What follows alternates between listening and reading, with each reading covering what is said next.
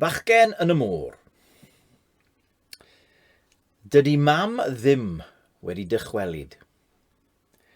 Felly mae tad Jamal a Bibi yn gyrru yn ei dacsi i'r brif ddinas Kabul. Mae'r plant yn aros i'w tad mewn siop wag ar gyrion y ddinas. Tra bod ef yn mynd, mae'n dweud, i godi mam. Mae'n gadael nodyn a chyfarwyddiadau gyda nhw, rhag ofn nad yw e'n dod nôl. Ond ar ôl i dad fynd, mae Jamal yn dechrau meddwl mwy am ei gynllun. Mae'n gweld goleuadau y stadiwm yn y brifddinas yn y pellter, ac mae'n meddwl bod ei dad yn mynd yno i trio siarad gyda Taliban y llywodraeth a perswadio nhw i roi dim cosb i'w fam. Felly, mae fe a Bibi yn mynd i'r stadiwm hefyd, lle mae pobl yn dechrau ymgasglu. Felly, dyma pennod 12. Mae pobl yn ymgasglu y tu allan i'r stadiwm pêl-droed. Cannoedd ohonyn nhw. Maen nhw'n edrych yn eitha cyffroes, ond ddim mor gyffroes am mi. Rhaid bod gêm, meddaf wrth Bibi. Rhaid bod y llywodraeth wedi rhoi caniatâd. Mae hyn yn wych. Falle bod dywiswyr y tîm cenedlaethol yma. Mam a dad, rydych chi mor glyfar. Dwi'n gwenu wrth ddychmygu pa mor falch bydd dywiswyr y tîm cenedlaethol o gwrdd â fi. A Bibi. Rhaid bod ei gwaith yn eitha diflas. Dydyn nhw byth yn cael dewis neb. Mae Bibi yn edrych yn amheus. Dwi ddim yn meddwl fy mod i'n barod i'r dywiswyr cenedlaethol, meddi. Dim ond un gol dwi erioed wedi sgorio tu allan i'm stafell wely. Fi fydde di'n iawn, meddaf. Chwilio am ddawn a thalent maen nhw, mewn chwaraewr 9 mlwydd oed, nid profiad. Dwi'n rhoi'r bel iddi ei dal, wrth i mi wthio rai cydynau o'i gwallt o dan ei het. Het dad yw i, felly mae hi chydig yn fawr. Cofia, mae bachgen wyt ti fod, meddaf wrthi. Dangoswn ni ddim iddyn nhw mae merch wyt ti, tan ar ôl i ti ei dallu nhw a sgiliau pêl-droed. Mae dy drowsys di wir yn llac amdana i, cwyna Bibi. Dwi'n ei chael i'n anodd cerdded anddyn nhw, heb sôn am chwarae pêl-droed. Mae nifer o tacsis yn stopio tu allan i'r stadiwm. Rydyn ni'n gwthio trwy'r dyrfa, yn chwilio am un di gyda drws gwyrdd i'r gyrwyr a llun ohono i a Bibi yn hogian o'r drych. Dim lwc. Dwi ddim yn edrych yn debyg fod mam a dad yma eto. Ddawn ni byth o hyd iddyn nhw, medd Bibi, gan dynnu fy nhrawsys i fyny a syllu drwy'r llwch. Dal ati i edrych, meddaf. Dwi'n egluro iddi, nad yw'r stadiwm yma yn agos mor fawr a rai ar y teledu, ond hyd yn oed wedyn mae'n gallu dal 2,000 o bobl, llond 200 o tacsis o leiaf. Bydd llawer mwy o tacsis yn cyrraedd cyn i'r gêm ddechrau. Beth os ydyn nhw wedi parcio'r tacsi, medd Bibi? Beth os ydyn nhw yn y dyrfa? Pwynt da. Rydyn ni'n gwthio trwy'r dyrfa, yn chwilio am 2 gorff cyfarwydd. Dim lwc o hyd. Mae Bibi yn rhoi ei dwylo cwpan am ei cheg. Mam, dad, ble rydych chi? Gweud yn nerth ei phen. Dwi'n cydio ynddi ac yn ei thynnu drwy'r dyrfa o olwg y wynebau sy'n syllu arno. Bibi yn biliaf arni. Dydyn ni ddim eisiau denu cymaint â hynny o sylw. Dim ond sylw'r dywiswyr, o'r gorau. Dwi ddim yn gallu credu'r peth. Dyw rai bobl ddim yn gwybod sut i ymddwyn pan fydden nhw ar restr lladd y llywodraeth. Yna, dwi'n gweld rhywbeth anhygoel. Mae gatiau'r stadiwm ar agor. Mae pobl yn cerdded i mewn heb docynnau. Does neb yno i gasglu docynnau. Naill llai dydyn nhw ddim wedi cyrraedd eto, achos eu bod nhw'n methu cael tacsi, neu mae'r gêm hon am ddim. Dere, meddai wrth Bibi, gad i ni chwilio mam a dad y tu mewn. Mae'r stadiwm bron yn llawn. Rhaid bod hon yn gêm fawr. Efallai bod clwb enwog ar daith, Real Madrid, neu Juventus, neu hyd yn oed Manchester United. Efallai bod Sir Alex Ferguson yn yr ystafell newid yr eiliad hon, yn rhoi araith i ysbrydoli ei chwaraewyr ac yn gwneud yn siŵr eu bod nhw'n ffit. Gad i ni fynd i'r seddi uchel, meddaf wrth Bibi. Fe fydd hi'n haws i ni weld mam a dad o lan fyna. Rydyn ni'n gwthio ein ffordd i fyny'r grisiau gorlawn, i'r res olaf o'r seddi, yn uchel, tua 10 neu 12 res o'r maes. Wrth i Bibi edrych o gwmpas ar y gwylwyr, dwi'n pwyso nôl dros wal y stadiwm ac yn edrych ar y bobl a'r tacsis o gwmpas y fynedfa. Ond does dim llawer o bobl ar y tu allan, a dim ond tacsi neu ddau. Yn sydyn, mae'r stadiwm i gyd yn ymdawelu. Am eiliad arswydus dwi'n meddwl bod pawb newydd sylweddoli mae myfyrwyr o ysgol anghyfreithlon ydw i a Bibi. Dwi'n rhoi fy mraich o gwmpas Bibi. Ond nid dyna sy'n bod. Mae tryc y fyddin wedi gyrru ar y maes. Dwi'n wyllt gacwn. Ond ydyn nhw'n sylweddoli bod cerbydau trwm yn gallu gwneud difrod i'r maes?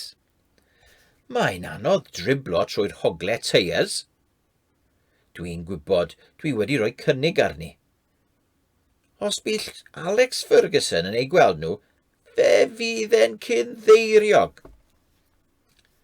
Mae'r tryc yn gyrru i ben pellaf y maes, yn stopio ac mae milwyr yn neidio allan.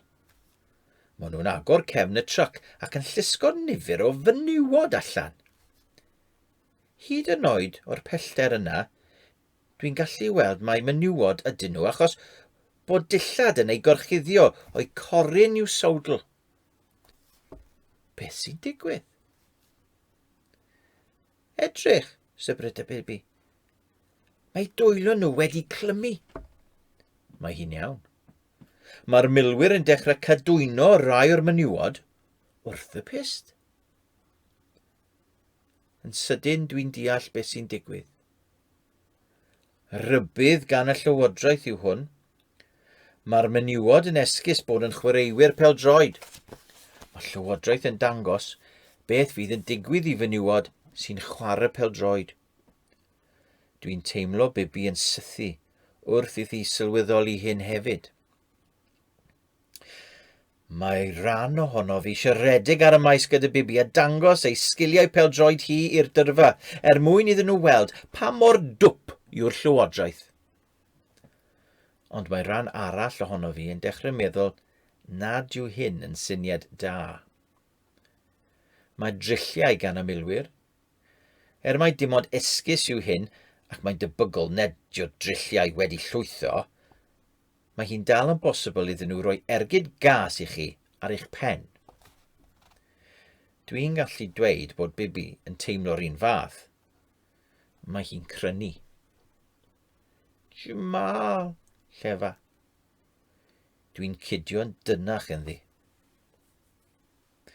Yn sydyn, mae un o'r menywod yn rhedeg oddi wrth y milwyr ac yn dod i'n pen ni o'r maes.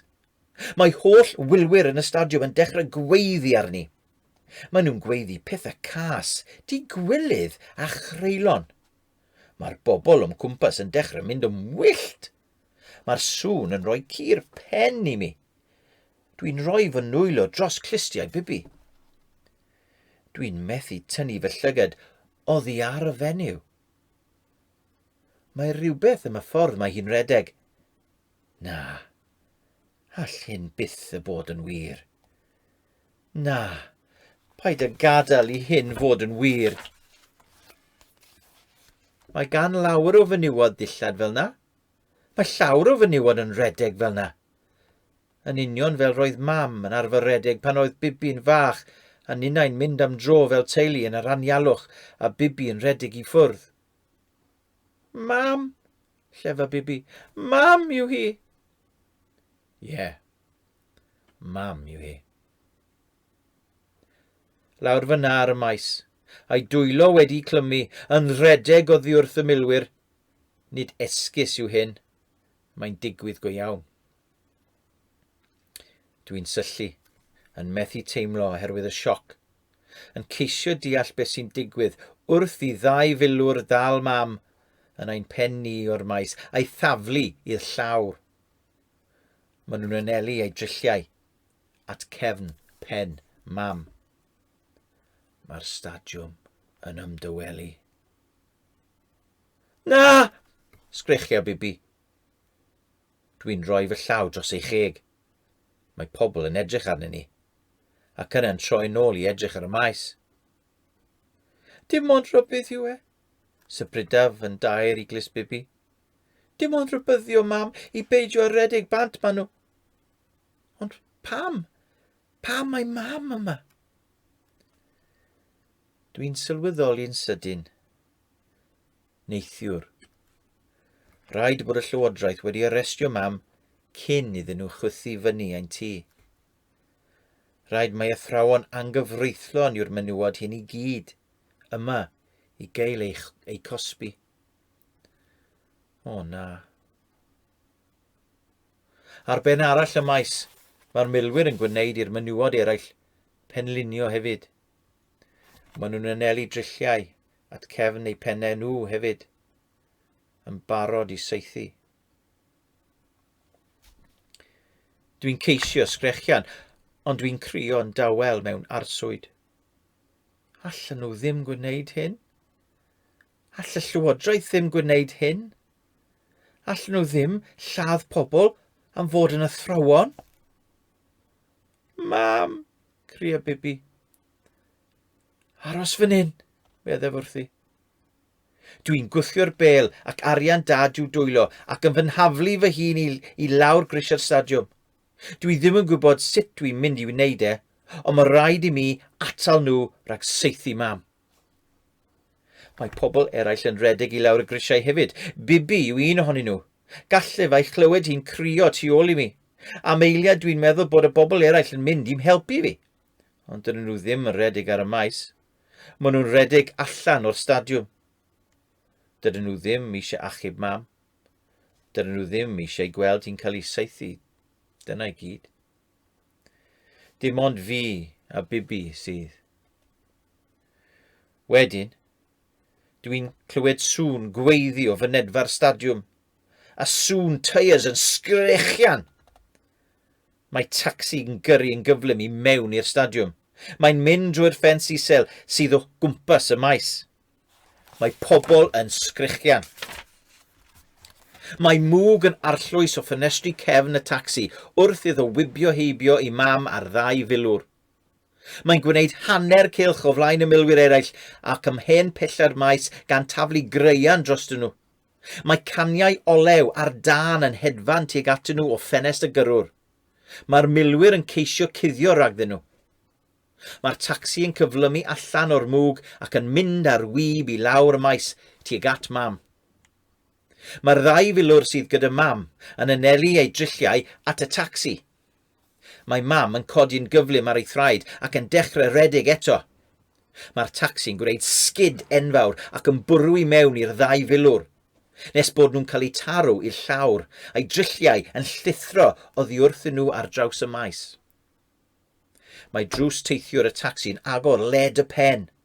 Mae mam yn gweld hyn yn redeg i'r tacsi ac yn ei thaflu hi I mewn. Mae pobl yn gweiddi. Mae'r stadiwm yn llawn mwg. Dwi'n gallu gweld y milwyr ymhen draw maes yn diffodd y carpiau sy'n llosgi o'r caniau olew ac yn anelu ei drilliau at y tacsi. Mae pobl yn cropian o dan ei seddi. Mae'r drilliau yn tanio. Dwi'n methu teimlo oherwydd y sioc ac yn methu symud. Mae olwynion y tacsi yn chwerlio. Mae'r tacsi yn rio'n gyflym yn ei flaen. Am eiliad mae'n edrych fel petai mynd i fwrw i mewn i pist y pen yma o'r maes. Yna mae'n troi i ffwrdd ac yn mynd fel cath i gythrel ar draws y maes ac allan o'r stadiwm. Mae fy ngwynt yn fy nwrn. Mae bibio'n cidio ynof, prin y mae'n medru siarad. Jamal, dwi'n credu mae... Ie, dad oedd e.